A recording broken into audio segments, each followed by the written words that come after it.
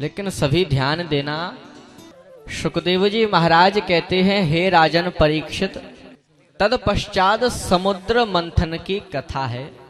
एक बार देवताओं ने और दैत्यों ने समुद्र मंथन किया, दोनों ने मिलकर के। तो समुद्र मंथन जब किया तो उस समुद्र मंथन में उन्होंने वासुकी नाग की नेति अर्थात रस्सी बनाई। मंथन करने के लिए वासुकी नाग की नेति अर्थात उसकी रस्सी बना ली। और जो मंदराचल पर्वत था उसकी रई अर्थात मथानी बना करके समुद्र मंथन प्रारंभ कर दिया। जैसे दही का मंथन करके मक्खन बनाते हैं ना, तो वो समुद्र मंथन कर रहे हैं सभी देवता और दैत्य। लेकिन समस्या ये हो रही थी कि बार बार वो मंदराचल पर्वत समुद्र के अंदर धंसने लग रहा था, धंस रहा था वो मंदराचल पर्वत, क्योंकि उस पर्वत के नीचे कोई टिकाने के लायक वस्तु थी नहीं। तब क्या हुआ, भगवान नारायण ही कक्षप रूप धारण करके प्रकट होते हैं। बोलिए कक्षप भगवान की जय हो। आज भगवान ने कक्षप का रूप धारण किया, एक कछुए का रूप धारण किया और अपनी पीठ पर उस मंदराचल पर्वत को धारण कर लिया। अब मंदराचल पर्वत समुद्र में नहीं धंस रहा है, अब अच्छे से समुद्र मंथन हो रहा है प्रारंभ। तो समुद्र का मंथन करने से सर्वप्रथम क्या निकला, सबसे पहले समुद्र में से क्या निकला, हलाहल विष निकला, कालकूट विष निकला। बड़ा जहरीला विष है, गर्म गर्म इसकी लपटें हैं, बड़ा तेज है इसमें। ये कोई साधारण विष नहीं था, इसकी गर्म गर्म लपटों से त्रिलोकी जलने लग गई, ऐसा विष था। अब तो महाराज त्रिलोकी को जलता हुआ देख करके सभी देवता कहां पर पहुंच गए, भगवान भोलेनाथ के पास पहुंच गए। देव देव महादेव भूतात्मन भूत भावना त्राहि नः शरणापन्ना त्रैलोक्य दहनाद् विषात्। देव देव महादेव भूतात्मन भूत भावना। वो देवता भगवान विश्वनाथ से जाकर के प्रार्थना कर रहे हैं। समुद्र मंथन प्रारंभ हो गया है। समुद्र में से सर्वप्रथम कालकूट विष निकला, जो कि त्रिलोकी को नष्ट कर रहा है। तब क्या हुआ, सभी देवता भगवान शंकर के पास जाकर के प्रार्थना करने लगते हैं, हे प्रभु देव देव महादेव भूतात्मन भूत भावना त्राहि नः शरणापन्नास त्रैलोक्य दहनाद् विषात्। हे देवों के भी देव महादेव, आप हमारी रक्षा करिए।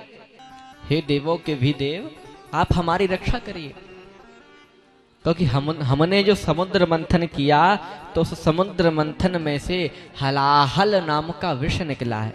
इस विष को यदि आपने नहीं पिया, इस विष से यदि आप हमें नहीं बचा पाए तो कोई भी नहीं बचा पाएगा, त्रिलोकी नष्ट हो जाएगी।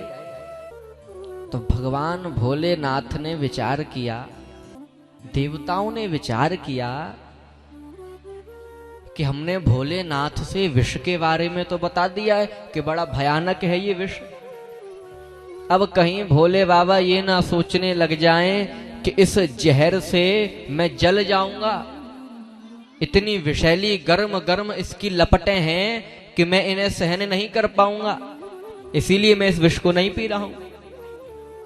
यदि भगवान मना ना कर दें, इसीलिए देवता पहले से ही ये बात बोल देते हैं। अग्निर्मुखन्ते खिल देवतात्मा क्षितिं विदुर्लोक भवांघ्रि पंकजं कालं गतिन्ते खिल देवतात्मनो दिशश्च कर्णौ रसनंजलेशम्।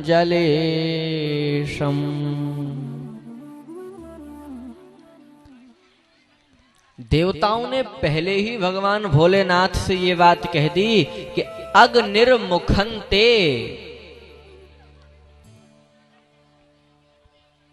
हे प्रभु आपका मुख तो साक्षात अग्नि है, आपका मुख तो साक्षात अग्नि है।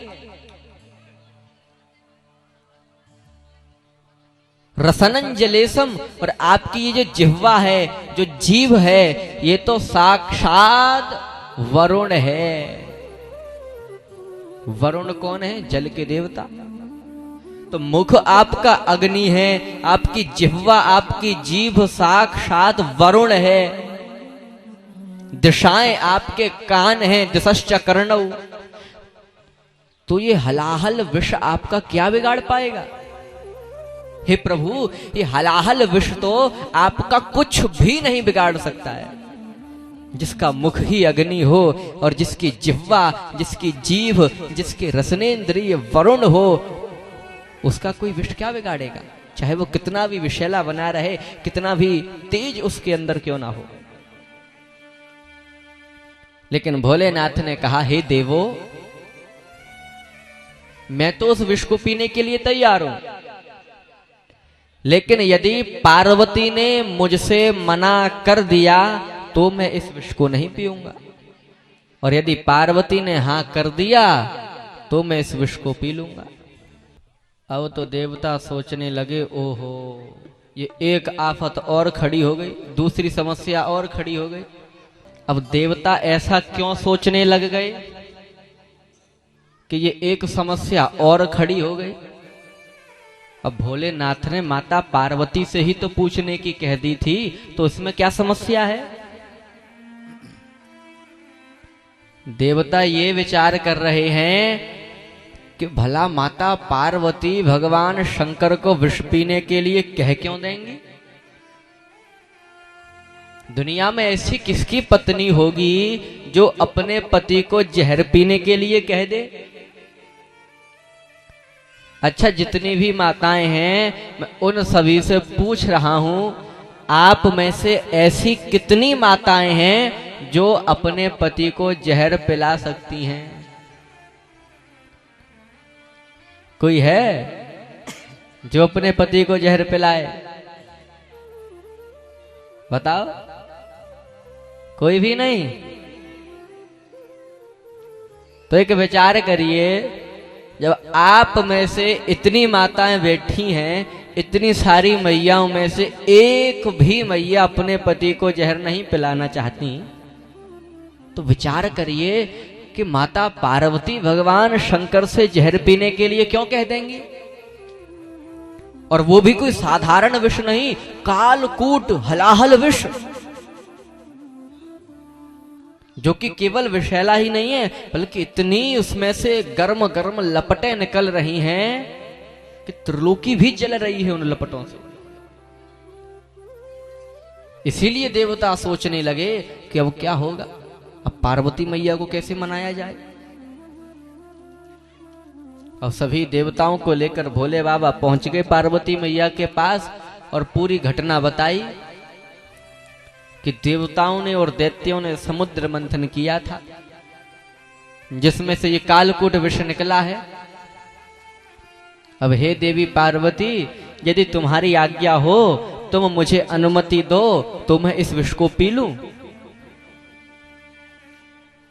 क्योंकि अब त्रिलोकी को बचाना या नष्ट करना ये तुम्हारे हाथों में है।